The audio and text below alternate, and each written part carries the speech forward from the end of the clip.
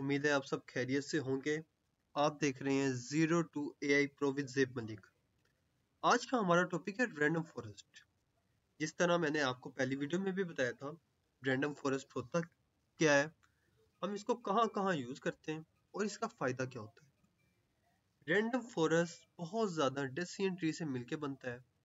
जिस तरह decision tree एक डाटा सेट के ऊपर एक डिसीजन ट्री काम करता है, अगर हमने मल्टीपल डिसीजन ट्री एक डाटा सेट के ऊपर हमने यूज करने हो तो हम उसको रैंडम फॉरेस्ट करते हैं। इसका फायदा क्या होता है कि डिसीजन ट्री हमें ये बताता है कि इसके अंदर ये फीचर्स बेहतर है या ये आउटपुट अच्छी आ सकती है।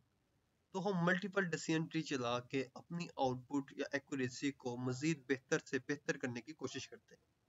ये छोटा सा इसका कॉन्सेप्ट है। जिस तरह आपने पहले भी पढ़ा था, जो रैंडम फॉरेस्ट है ये मल्टीपल डिसीजन ट्रीज के ऊपर काम करता है, उनकी वोटिंग के ऊपर काम करता है।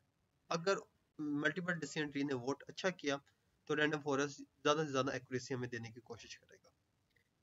मिसाल के तौर पर यहाँ हमारे पास एक छोटा सा डाटा है जिसके अंदर बाय के 3 सेल का एक और एक होल्ड का एक ये छोटा सा डाटा सेट है 5 नंबरों का। इसके अंदर ये हमें अगर हमने यहाँ रैंडम फॉरेस्ट लगाए तो वो हमें क्या प्रिडिक्शन देगा कि किसकी मिकदार ज्यादा है। मिसाल के तौर पर बाय वाले यहाँ 3 है तो जाहिर बात है बाय वालों की मिकदार ज्यादा है।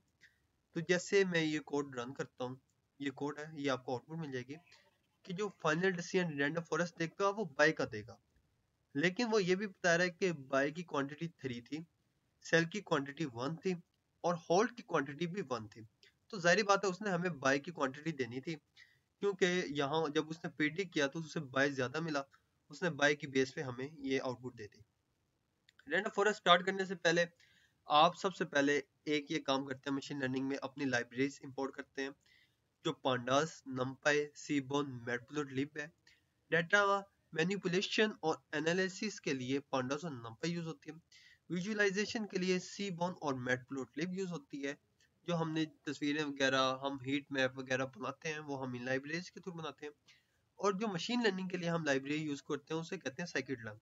साइकिड रन में आज हमने रैंडम फॉरेस्ट क्लासिफायर और रैंडम फॉरेस्ट रिग्रेसर, ये 2 मॉडल आज हमने पढ़ने हैं।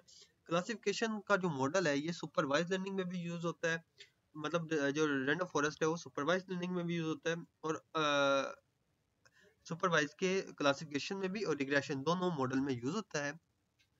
तो इसके बाद हमने ट्रेन टेस्ट स्प्लिट लाजमी करना होता है। कोई भी डाटा सेट हो उसे हम 80 और 20% में करते हैं लाजमी डिवाइड, क्योंकि 80% को हम ट्रेनिंग करते हैं और 20% के ऊपर हम उसकी टेस्टिंग करते हैं।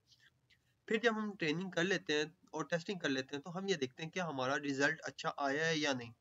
वो हम किसके थ्रू देखते हैं, वो हम देखते हैं mean square error, accuracy score और क्लासिफिकेशन रिपोर्ट। ये हमें ये बताता है क्या आपका डाटा सेट ठीक काम कर रहा है, क्या उसकी एक्यूरेसी ठीक है, क्या हम उसको इम्प्लीमेंट करें। तो जिस तरह मैंने ये कोड रन किया तो ये हमारी जो लाइब्रेरीज है वो इंपोर्ट हो गई, जिस तरह आपको यहाँ नजर भी हो रहा है। इसके बाद हमने यहाँ टाइटैनिक का डाटा सेट इंपोर्ट कर दिया।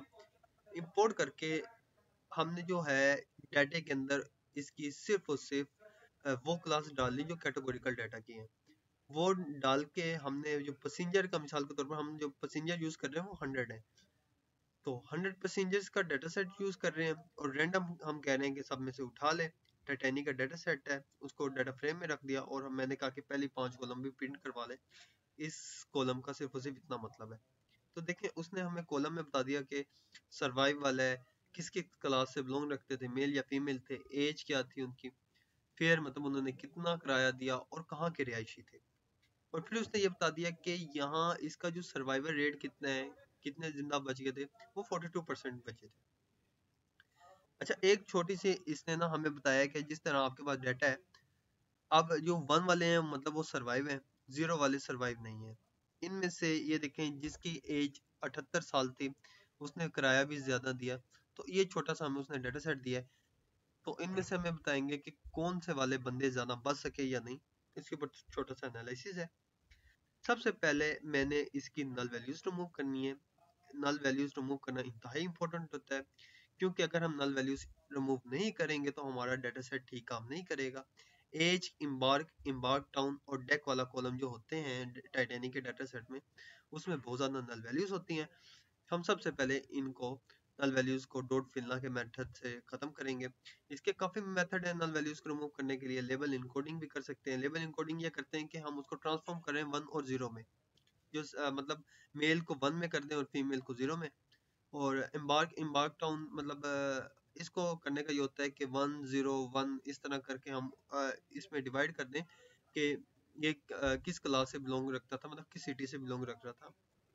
फीचर नेम जैसे क्लास है, सेक्स है, एज है, फेयर है, इम्बार्क है, तो ये हमने फीचर्स के अंदर इसके नेम रख दिए। और टाइटेनिक का डाटा सेट हमने जो है ना वाई के अंदर सर्वाइव वाला कॉलम रख दिया। अब मैं इस कोड को रन करता हूँ तो ये देखें आपके पास सारा ये डाटा शो हो गया जिस तरह मैंने आपको पहले बताया। अब ट्रेन टेस्ट स्प्लिट 80-20% वाला हिसाब है कि 80% ट्रेनिंग करें, 20% टेस्टिंग करें। तो ये देखिए 80% जो है ना ट्रेनिंग करें 5 कॉलम की, 20% टेस्टिंग वो भी 5 कॉलम की। सर्वाइवल रेट कितना है 46% है, और टेस्ट सर्वाइवल रेट कितना हो सकता है वो 25% होता है। और कहता है कि डाटा स्प्लिट कम्प्लीटली सक्सेसफुली। अब हमने मॉडल लगाना है। सबसे पहले हम जो मॉडल है रैंडम फॉरेस्ट क्लासिफायर, इसको अपलोड करेंगे।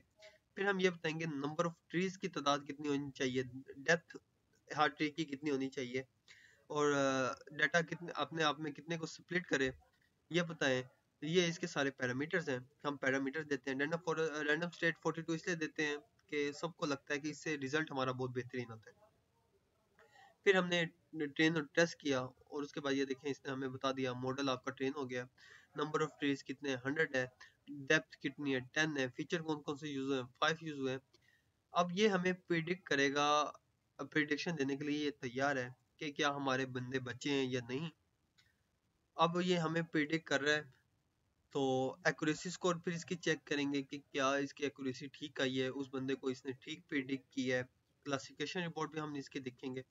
ये देखें मिसाल के तौर पर पैसेंजर 2 था, ठीक है, एक्चुअल में वो नहीं बचा और इसने प्रिडिक्ट किया वो नहीं बचा, मतलब इसने ये ठीक प्रिडिक्ट किया है। यहाँ इसने गलत प्रिडिक्ट किया कि एक्चुअल में वो बचा था और प्रिडिक्शन में इसने कहा नहीं बचा था। ये इस तरह के कुछ डाटा सेट में मिस्टेक भी हो सकती है। तो ये देखें जैसे रिकॉल और एफ स्कोर इसने इसका निकाला है कि 0.82% जो थे वो सरवाइव नहीं थे, और इसने वो भी ठीक बताया सरवाइव मतलब सरवाइव थे 0.85%, मतलब एक्यूरेसी ठीक है इसकी। इतना मॉडल जो है वो जो एक्यूरेसी है वो 0.8 दे दे, मतलब 80% से ऊपर हो तो हमारी एक्यूरेसी ठीक होती है। हम अपने मॉडल को ज़्यादा से ज़्यादा बेहतर इसलिए बनाते हैं ताकि हमारा रिजल्ट अच्छा है। अगर हमारा बेहतरीन 100% रिजल्ट आने लग जाएगा तो उसमें ओवरफिटिंग का खतरा हो जाता है। अब ये देखेंगे कि क्या हमारे मॉडल ठीक प्रिडिक्ट हुआ है क्या नहीं हुआ। ये देखने के बाद अब हम ये देख लेंगे कि ये देखें जो फीचर इंपॉर्टेंट रैंकिंग, फीचर को मतलब किस फीचर से हमारी क्लास ज़्यादा बिलोंग की है। पी क्लास से 28%, सेक्स से 26%, एज 21%, ये इसकी रैंकिंग आ गई है। और जो मोस्ट फीचर है वो पी क्लास है, मतलब किस क्लास से वो बिलोंग करते थे, middle class, first class, third class, इसके ऊपर डिपेंड करता है। और ये वाला जो कम सबसे कम फीचर है वो जो हमारा नहीं यूज़ हुआ वो इम्बार्क टाउन वाला है, जिसकी उसने प्रिडिक्शन 4.7 दी कि ये कहाँ से बिलोंग किया, मतलब किस क्लास से, मतलब किस सिटी से बिलोंग किया, इसका ये होता है। और हाइपर ट्यून इसलिए करते हैं ताकि हमारा रिजल्ट और मज़ीद से मज़ीद बेहतर आए और एक्यूरेसी और ज़्यादा से ज़्यादा बेहतर हो। इस तरह देखें बेस्ट कॉन्फ़िगरेशन ये होती है कि हम 50 ट्री चलाएं। मैक्सिमम डेप्थ जो है उसकी हम जितनी मर्जी भी रख सकते हैं लेकिन यहाँ नल रखी हुई है, इससे देखें एक्यूरेसी हमारी और बेहतर हो जाती है। हाइपर ट्यून इसलिए करते हैं ताकि हमारी एक्यूरेसी ज़्यादा से ज़्यादा बढ़े। मज़ीद रैंडम फॉरेन रिग्रेशन ये हम यूज़ करते हैं न्यूमेरिक कॉलम के लिए। इंशाल्लाह इसका भी आपको जल्द से जल्द बताऊंगा अगली वीडियो में। अब हमारे फ़ायदा क्या है, रैंडम फॉरेस्ट के एडवांटेजेस क्या हैं। ये वर्क कर लेती है विद मिसिंग वैल्यू के साथ भी काम कर लेती है। ओवरफिटिंग से हमें बचाती है, और फीचर्स जो इंपॉर्टेंट होते हैं सिर्फ और सिर्फ उसके ऊपर हमें रिजल्ट देती है। और क्लासिफिकेशन और रिग्रेशन दोनों मॉडल में यूज़ होती है। और फीचर स्केलिंग इसको करने की ज़रूरत नहीं होती। ठीक है, हम इसके लिए कौन कौन से पैरामीटर यूज़ करते हैं। कि कितने नंबर ऑफ ट्रीज होने चाहिए, डेप्थ कितनी होनी चाहिए, स्प्लिट डाटा को किस तरह करें, ये इसके ऊपर डिपेंड करता है। एक छोटा सा रफ भी है कि सबसे पहले हमने रैंडम फॉरेस्ट का जो है डाटा सेट उसको लगाया, फिर उसको इंटरसेप्ट किया, फिर उसको मॉडल को ट्रेन किया, फिर उसको फिट किया और प्रिडिक्शन देखी और एक्यूरेसी देखी। आज के लिए इतना ही, इंशाल्लाह नेक्स्ट वीडियो में मिलेंगे। खुदा हाफिज।